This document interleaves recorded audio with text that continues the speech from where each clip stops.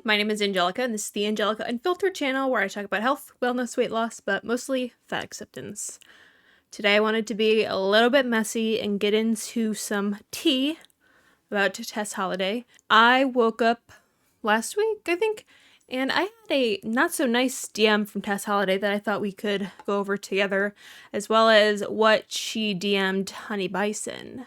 I knew Tess Holiday blocked Honey Bison, but when I went back to look at my DM with Tess Holiday, because I wanted to see if she fucking opened it or not, I clicked on the message, it was unread, and then I clicked on her profile, and it said it was no longer available, so I guess Tess Holiday blocked me too. So we're going to go over some DMs. We're also going to go over a clip of her on the Tamron Hall Show, and then a Instagram story that she posted about the Tamron Hall Show. But before we get into it, if you like my necklace and my earrings, they're from my small business 𝓌𝒾𝓃𝓾𝓆. I have a discount code going until the end of September. If you use loser, you can save 20% off. And I wore this shirt just for this video. It says, "Karma is coming for everyone." And this is also from a small business, and I have an affiliate code with them. You can use code AngelicaViolet to save 10% off. Feels so good. And if you're curious, they are based in Houston, Texas. We love supporting American small businesses. All right, before we get into the DMs, I guess I just want to preface my relationship with Tess Holiday, if you will even fucking call it that. We were literally just mutuals on TikTok. I assume she found me on the FYP the handful of times I've gone viral. And, me and Tess have a lot in common. We have cool tattoos, we're obese women, we have good hair, so I understand why she would be inclined to follow me. And we were mutuals for a couple of years. It's not like we were DMing back and forth. I'm sure you guys are mutuals on TikTok with a bunch of people you never talk to. And I think maybe she commented on my video one time. I remember I posted like something on my close friends when my dad was having some issues, I'll just put it at that, and she left a supportive comment because she has went through similar issues. But besides that, we've really never had a relationship. I don't want to come off like I'm a Scorn lover or like a Scorn fan, because it's not.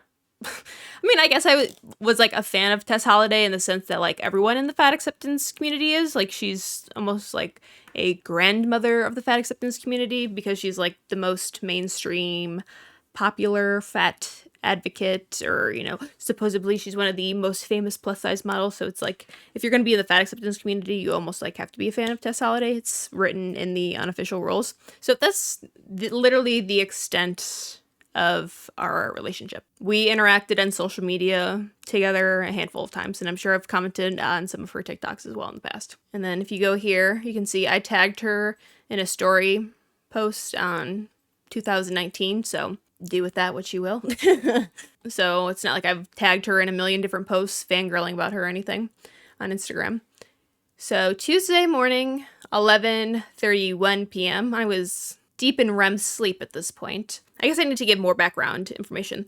So if you're a channel member, you would have seen all of this go down, but I posted on my members only that I left a review of the book on Amazon, but it wasn't popping up. So then I posted, and some of you guys that were members were like, well, reviews on Amazon, they have to be approved before they get posted, and you should try and post the review somewhere else too. So people that aren't watching your YouTube videos or don't buy the video on Amazon see your review as well. So then I went ahead and made a Goodreads account and copied and pasted my review from Amazon onto Goodreads, and Tess Holiday saw that. So that's why she DM'd me. Can I pull up Goodreads online? I don't know. Okay. So let's pull up the Goodreads account since we needed to talk about that. So I wrote a 1-star review, if you could imagine. I wrote, "This book is filled with misinformation about weight, genetics, and eating habits. For example, the author claims that 80% of overweight people are overweight because their ancestors survived famines, a theory that oversimplifies and distorts the science. In reality, weight gain primarily comes down to consuming more calories than the body needs. The author leans heavily onto so-called experts to give this narrative a sense of credibility, but the arguments feel more ideological than factual, and its core, this book reads like a beginner's guide to fat acceptance, encouraging readers to deflect personal responsibility for their weight and unhealthy eating patterns. I strongly advise against giving this book to teens. Rather than helping them, it risks enforcing harmful ideas about health, eating, and body image. This is supposed to be a self-help book for teens, but it's littered with random photos of Tess Holiday, and parts of the book are basically an autobiography about her.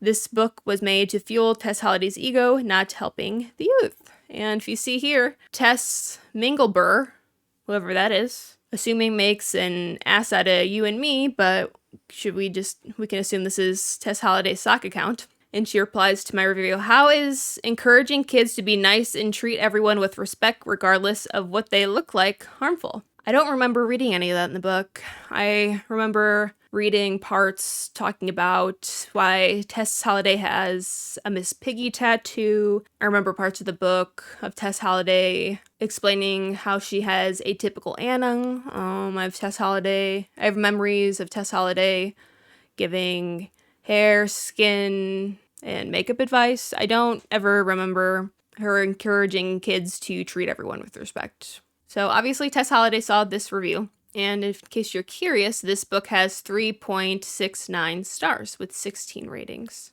So I wonder if Tess Holiday has messaged anyone else. We have dread, vapid, self-important, and surface-level advice written by people with no academic or professional experience in child psychology. 3 1-star ratings, 3 3-star ratings, 3 4-star ratings, 7 5-star ratings. I wonder if Tess Holiday starred her. Oh, look at Tess Mingle. She rated her own book 5 stars. No Kelly Coon, though. She did not rate her book 5 stars. It says that this person is from the UK, but how would they be able to read Tess Holiday's book before it came out?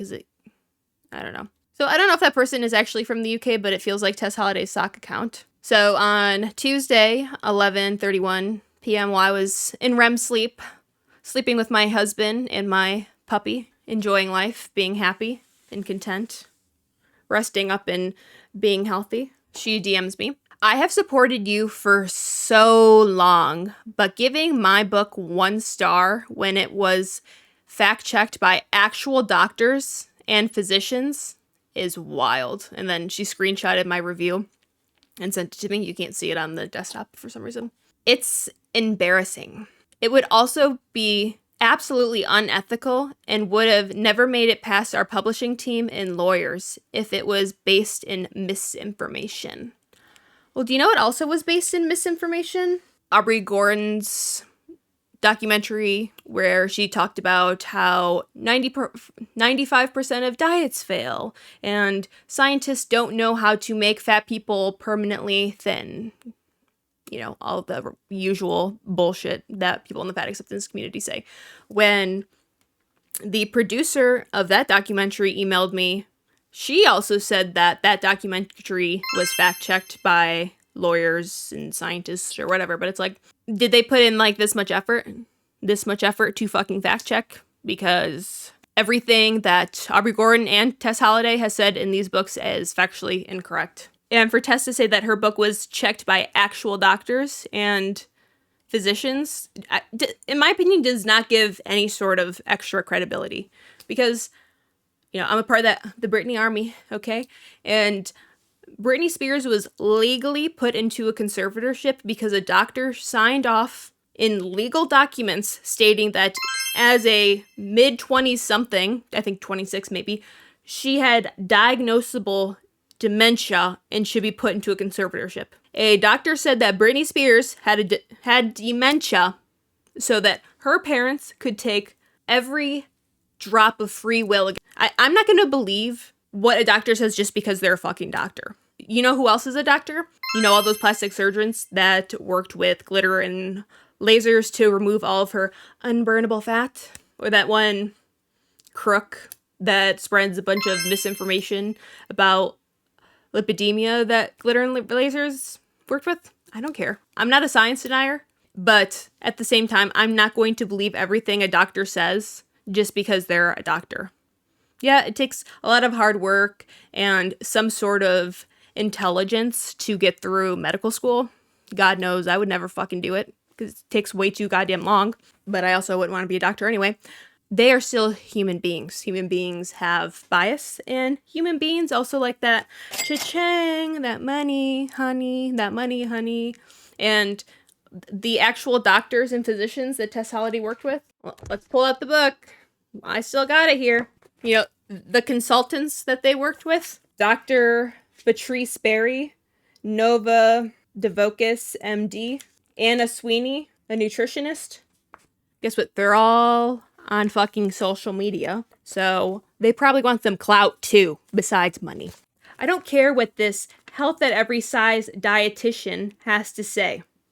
I don't care about what this health at every size doctor has to say. I don't care what these sort of professionals have to say when they believe in health at every size. I don't care what these physicians or experts have to say if they are willing to take money from Tess Holiday and this publishing company and Kelly Kuhn. Like, I don't care what they have to say, because Kelly Kuhn and the doctors in this book said or approved of the statement that 80% of fat people are fat because their ancestors survived a famine. Please. I know there's been some studies done, and yeah, I know that there's some weird obesity genetics, and people have different hormones, and blah, blah, blah. People are fat for 75 different thousand fucking reasons. You know, whatever you got to tell yourself to sleep at night. But at the end of the day, it is the fucking food that we put into our mouth. That is the reason that I'm fat. That is the reason you are fat or were fat. It wasn't because your ancestors were in a fucking famine. It's not because you have some super rare obesity genetics like Glitter and Lasers, who somehow is almost 600 pounds and has no burnable fat on her body. It's the food. It always will be the fucking food if you live in reality. All right, back to the DMs after that rant. So the DM basically says the same thing that I said in this video. You only supported me when I was in the fat acceptance movement and posting cringe shit on TikTok. When I was no longer delusional and stopped believing in harmful misinformation that the fat acceptance community was spreading, like weight loss is impossible or toxic, I made a video talking about my experience, and you immediately unfollowed me and left unsupportive comments, which I will put on the screen because I don't have them right now. But I don't care if you do or do not support me. I care about the people who have been affected by the same messaging I fell for, and I want to change their lives around. What facts were in the book? The only cited sources / footnotes in the book were about model demographics versus the US population, which I can show you guys. You can choose to believe me or not. I don't really give a fuck. But this is the only thing. Well, I guess you can tell that this is the only cited thing because the footnote says 1. This is on page 61. This is the only study, the only fact that was stated in this book. And it's talking about how models don't really represent the US population. And it says groups of people, males, females, people with disabilities, people's heights, US percentage, and then the percentage of fashion models. And then you can see down here. This is the only thing that has a footnote, a quote, a source in the whole entire fucking book. When her or Kelly Kuhn said, in fact, this is 80% of the reason that some people are in bigger bodies now. Right here. No quote here. No source here. Same thing with Harvard. Harvard scientists say this is silly, talking about genetics and size. No quote here about what the Harvard scientists say is silly. Not citing any research or any studies in this book. This is basically a fucking fiction book.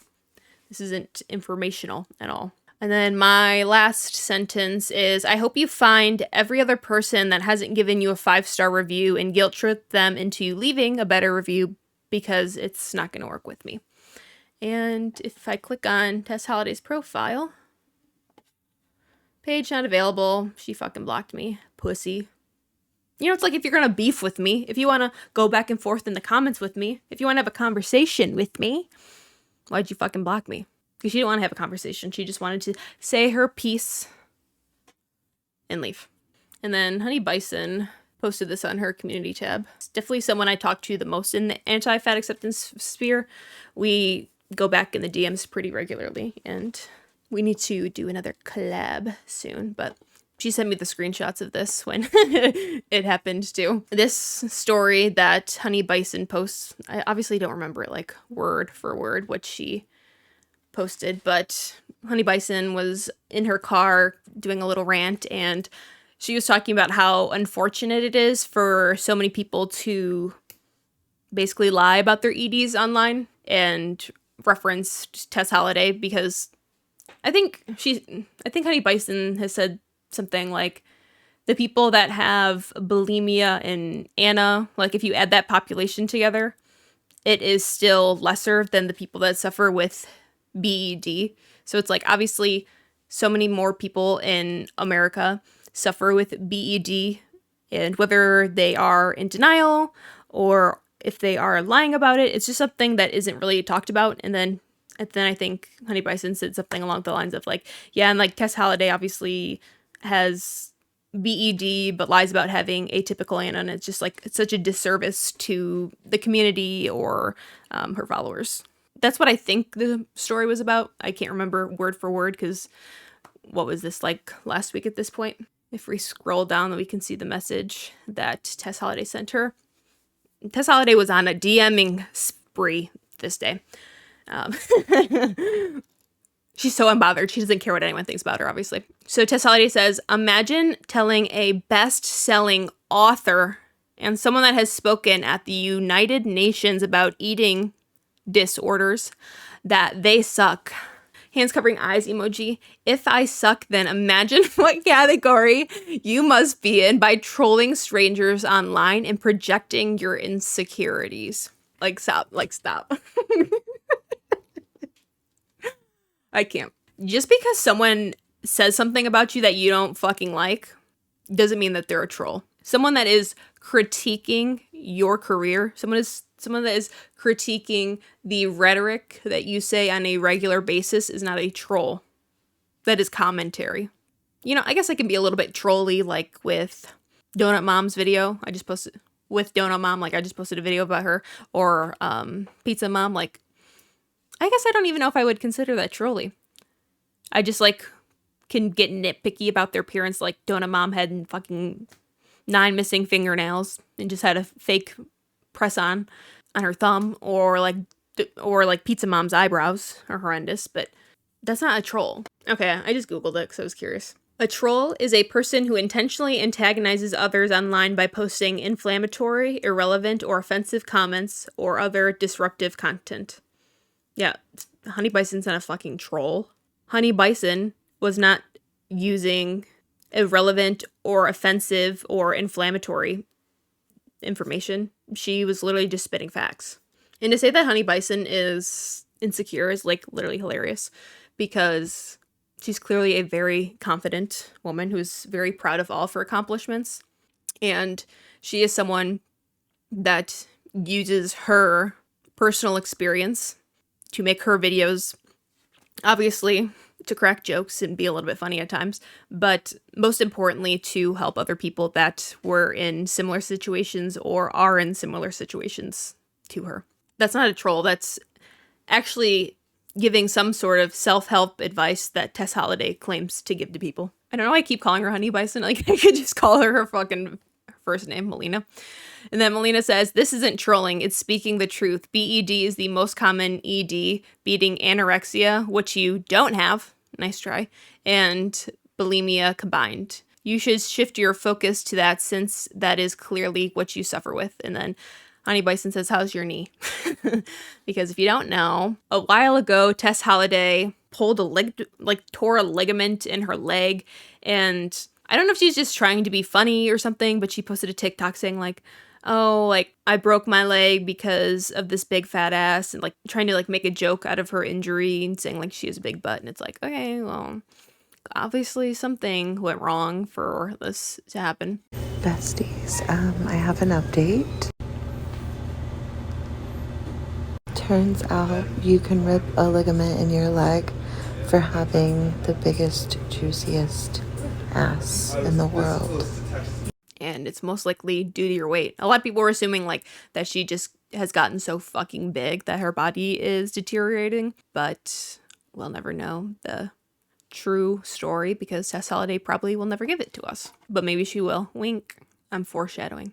So this is from 3 days ago when Tess was on the Tamron Hall Show. I'm not sure if the episode has aired by now. I don't know like the turnaround rate for shows like this.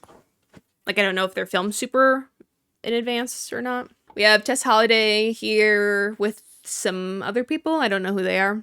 Tess Holiday has been doing a little PR run to promote her book, which I hope she gives a lot of appreciation to her managers and whoever does her PR because they're obviously putting in a lot of fucking work to figure out what attention-seeking, desperate television shows need some guests because she's been popping up a lot on random different shows. So Tamron Hall Show, Tess Holiday is standing on her statement about body positivity. More like sitting. She probably can't stand for more than fucking 12 seconds without getting out of breath or needing to sit down. She has and always will encourage everyone to love themselves as they are. Bill Maher said on his show, the people who talk about healthy at any size have, quote, blood on your hands. So I don't know if this was during a stand-up or if he has a TV show. I don't really fuck around with comedy that much. But obviously he's doing a little health segment if he's talking about haze. I mean, who's looking to Bill Maher for advice, though? Who the fuck is looking to this for advice? Actually, I know, because I used to be one of those people. Someone that is so deeply insecure that is struggling with their personal responsibility with food and exercise. Someone that isn't denial of reality. Someone that is using food to cope instead of having other healthy coping mechanisms. Someone that revolves their whole fucking life around food. Someone that is so insecure that they have to constantly post little thirst traps and cutesy little videos online so other people in the plus size community will tell them that they're beautiful so they can hopefully internalize those compliments and feel good about themselves. That's who's looking to Tess Holiday for advice. I'm not. And also, A really, really long time ago, when I was a wee lad, I used to give out free samples at Sam's Club, and everyone else that was usually retired old ladies, and one of these old ladies that I used to talk to, my mom too, because my mom got me the job, and we gave out free samples together. One of these older ladies that my mom and I, talked to a lot. For some reason, she had like the connect to go on the Steve Harvey show. So one time she brought us with her, and before any of these talk shows do the filming when they bring out the guests and stuff, they do a bunch of filming of the crowd. So what they'll do is a producer will come out or something, and they'll be like, okay, we're going to have you guys do a couple things, and we're going to record it so that we can use it in the editing process. So they'll be like, okay, everyone clap and look happy. So then we'll be like, all right, great. We got the clip. Thank you. Next one. Everyone look like they're disapproving in something and shocked. So we'd be like, oh, what the heck, y'all? And then they'd do another one, be like, okay, everyone now look sad. And then we'd all be like, wee, cry. And you do like a handful of those, maybe a few different clips. So then after the show's filmed, the guests come out, whatever, it's the editing time to put the show together so then they can air it. They will take those clips that the guest pre-did, the sad clips, the happy clips, the cheering clips, and they can edit that into what they filmed with the guests so they can kind of like control the environment or like the mood around it. Like you ever watch like an old sitcom and then there's all those like fake laughs in the background to encourage you to laugh? That's how it is. So it's like you see all these people in the audience being like, hell yeah, girl, you're right, girl. And it's like, you don't know if that was authentic and actually happening while this was being filmed or if this is being edited in post-production. So that's something to keep in mind when you see not only this clip, but everything on reality TV or, talk shows.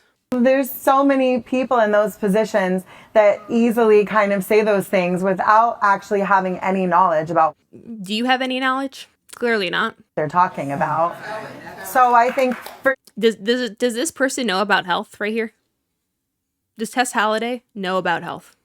Please, please, please give me a fucking answer right now. Does this woman know about health? This woman's fucking arm is probably bigger than my thigh, and I am a 5'5" woman that in the 190s. I have a big ass thigh. This woman claims to have atypical ANA, which is a mental health diagnosis, which struggles with food. Not saying you can't be healthy in other aspects of your life if you're struggling in another, but this woman has gone on air. She makes TikToks, has gone to the UN, has written books now about her ANA, her atypical ANA, her ED, so she's clearly struggling, if you want to believe that she actually has ANA. Clearly someone that is struggling with her health, her mental health, her physical health. So how is this woman supposed to know about health, but Bill Maher isn't, or whoever the fuck they said? So this person Tess Holiday is supposed to know more about health than Bill Maher. I mean, you shouldn't look to either of them to be experts, but, you know, I know who I would trust more than the other. me, you mean to tell me that there's blood on my hands for encouraging folks to love themselves? It's not. Yes, you should. Because you written in this book, or, you know, Kelly Kuhn written this book that you signed off of, and you put your fucking name on it because you want a quick penny. You said that 80% of people that are fat because their ancestors were in famines. You also said in this book, according to our pediatrician consultant, physical health is made up of a lot of things, which very obviously means that we can't tell a person's health by their body shape or size. The wellness machine likes to say that your body is always a direct result of your habits. If you're big, you must wallow on the couch and eat stacks of cheeseburgers at midnight, which we have evidence of Tess Holiday doing. If you are thin, you must run 16 miles a day and guzzle smoothies made out of poached chicken. Those are all quotes. You can read that. Tess Holiday also said, some people on social media take advantage of negative body image, but if you know what you're looking for, you can weed out messaging that can damage it. Which Tess Holiday also does take advantage of people's negative body image so that she can have new followers on Instagram. Back to the genetics things and the poached wheatgrass. Harvard researchers say that's silly. What do they think is silly? When habits can impact overall health, body size isn't necessarily a reflection of the habits you have.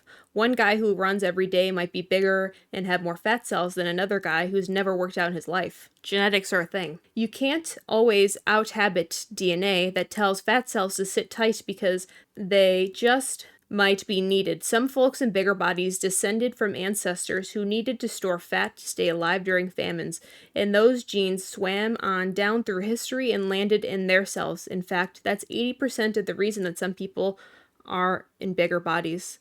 The myth is that bigger size equals poor health, bad habits, and lack of effort. That can be true for some people, but researchers disagree. It's true for all people. And those of us on the sidelines can't tell the difference between the two.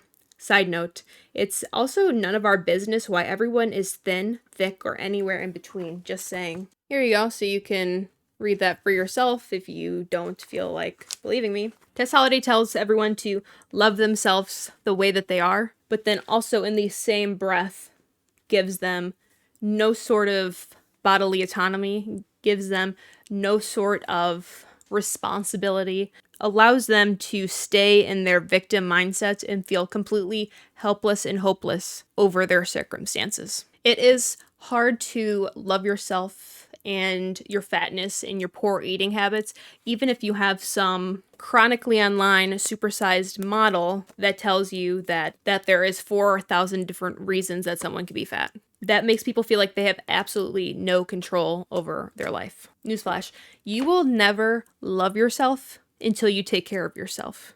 Yeah, you can like your face and your eyes and, you know, maybe you have good lips or you have a cool sense of style, but to love something is to cherish something, to take care of something. How could I love my dog if I never took her outside, fed her, the wrong food or not enough food or too much food or never took her to the vet, never got her a haircut, never trimmed her nails, never played with her, never trained with her. How is that love? How is neglecting a living creature love? Just because I pet her? That doesn't mean anything. If you love yourself, you will take care of yourself in your surroundings. But if you are stuck in a state of delusion and deny the reality of your poor habits, or will never come to the realization of why you are the person that you are, you cannot love that person. You cannot love yourself until you get to know yourself, until you can admit to your flaws and your failures. But then at that point, when you actually can come back down to earth, when your head is no longer in the clouds or up your own ass, then you can turn your life around and be proud of yourself and all of the fucking hard work that you've put in. God, I'm getting so ranty in this video. Been about my size. It's never been about her size. Do we live in an alternative fucking universe? Please, when did I and me and you, when did you and I jump into a fucking wormhole? Tess Holiday's whole career, supermodel and body activist. Tess is the first super-size, plus-size model to be on the cover of Cosmos or walk down the runway. Tess's use of the word fat, claiming fat is a fucking personality trait. Obviously, that makes it about your body. Taking up space, that's about your body. Being a model is literally your fucking body. You're a walking hanger. That is what being a model is. That's what it used to be about. Now it's glamorized. I need to put myself in a straitjacket after making this video. It's pissing me off so bad. The world's made it about my size. No, that's literally your shtick. You're rewriting history. Your whole career is about being fucking fat. I don't have to explain myself to you guys. You guys understand. I've just tried to exist and tell others to love themselves as they show up right now. Well, what about you going to the UN and talking about EDs and claiming to have atypical Anna? That's about your body. You went on the fucking news to talk about that. Because no one believed that you had Anna because you're 600 fucking pounds. That's about your body. I've never told anybody to lose weight. I've never told anybody to stay fat. I've always just said, love yourself, because the world is a really hard place. And that's not what Tess Holiday said to me. Tess Holiday, do I have those screenshots? With all the love, I think it's great you are doing what you want with your body. That's what we are doing in the fat liberation movement. Listening to our bodies and doing what feels best. Right here, it's hard to see. I think perhaps you should think about editing your older videos that have body positive hashtags. That's what that says. We need safe spaces for folks, especially now, and that could potentially cause harm. You can't love yourself where you're at right now, then, babe, life's gonna be hard. You should love yourself enough to hold yourself accountable and make changes so your life is easier, happier, better. You do not love yourself if you are 600 pounds. And which also gets, like, if you actually want to believe that she has atypical Anna, let's just pretend for a fucking second that she has atypical Anna. One of these symptoms of Anna is poor body image. How is Tess Holiday supposed to teach us about, how is Tess Holiday supposed to be this self-love guru when, if we believe her actual Anna diagnosis, she has severe body image issues? I don't know why I'm asking these questions, because nothing that Tess Holiday or anyone in the fat acceptance community says is rooted in reality or logic. That's so ironic. Tess Holiday saying, life's gonna be hard. You know what also is hard? Being super morbidly obese. Yeah, that's really fucking hard. Being just regular obese is hard, let alone super morbidly obese, let alone when you are bedbound because you're so fucking fat you can't move, or you can't wipe your ass, or you're addicted to food. That's also hard. It also hurts. Your joints, your heart, your lungs, like, that's also fucking hard. Pretending to love yourself, living in delusion. That's pretty easy, if you ask me. Guess we can read the comments. Also, health shouldn't be a requirement for respect. I don't treat smokers, alcoholics, drug addicts, etc., like they are less than. We are all human beings. We all deserve respect and love. I have a hard time respecting alcoholics, or I guess drug addicts, that drink and drive or use something and drive under the influence. I don't respect smokers that smoke in the car with their children in the car. I have a general sense of respect for human beings existing, but that doesn't give them the clear to be irresponsible. And people just love to associate, being fat with chronic illness and the disabled community, and they're all fucking different.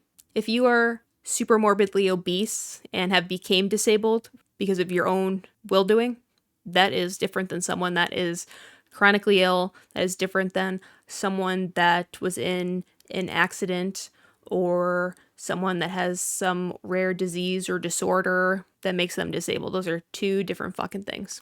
She's selling a false message. Loving yourself is taking care of yourself, period.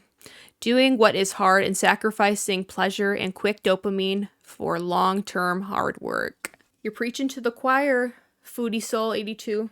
All right, let's read a comment about her size because I haven't said humongous yet in this video. Dang, she's nearly doubled in size since I first came across her almost a decade ago. As a former plus-size blogger who's consistently struggled with weight, I can say from experience, for all the talk about body positivity, a lot of it is a facade. Nearly every plus-size blogger I knew back then has since had weight loss surgery. You know why? Because being fat fucking sucks. Obviously for all the health reasons, you guys know it. PCOS, type 2 diabetes, non-alcoholic fatty liver, insulin resistance. It's harder to breathe. It's harder to walk. You can get fucking osteoarthritis. The list goes on and on and on. It's also when you're so fat you can't tie your own fucking shoes. It's hard to get out of bed. It's hard to wipe your own ass. It's hard to shower. If you fall, good luck. Not only might you break the floor, it also might take 7 gym rats to pick you up. If you break a bone, it's going to be extremely hard to heal. It's also expensive as fuck to eat all of the food to stay that size. You also use more gas when you're driving because your car has to pull around more weight. I mean, the list can go on and on and on. The cons of being super morbidly obese or a plus-size model or a plus-size blogger are so great. It overweighs the small amount of pros. Oh yeah, cool. Tess Holiday was on these magazine covers and she's been on TV and she's gotten to go to cool places and speak on panels because of her weight and her eating problems. I guess it's cool. That's what you want your life to be. That doesn't sound like a very fulfilling life. It's cool to be a part of Hollywood and to be a model. How fucking amazing is all that stuff if you are riddled with different disorders and diseases, if you are out of breath just from standing up, if you spend every penny that you earn on food, if you can't go out and do things with your kids, if you can't walk for more than 13 seconds without getting winded or needing to take a break, who cares about all of your accomplishments when you struggle so much on a daily basis? Who cares about all these superficial things like followers and magazine covers and being a model when, I mean, I don't want this to happen to her, but if you fucking die young, if your kids become orphans, how cool is that? Because you're a 600-pound model. So cool. If Tess Holiday decided to fucking lose weight, I mean, she'd still be a plus-size model for a very, very long time because she has so much weight to lose.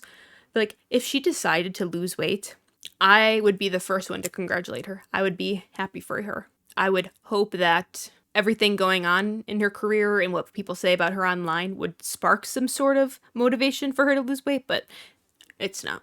Honestly scared that she never will find some sort of motivation to lose weight. I don't even know where I was going with that. I feel like I was just ranting, but we have one last video to go over. I think she posted this yesterday, maybe 2 days ago. Tess, you may have blocked me on IG, but you haven't blocked me on Facebook. So I got to see this on her Facebook stories, you know, because I follow Tess Holiday's Facebook page. To everyone commenting on my weight and size on the new Tamron Hall episode. She looks humongous. Humongous. Here's what I have open on my YouTube right now. Me watching my own video and then watching Mrs. Snowflake. I posted this on my story 2 days ago. This is Tess Holiday on the show.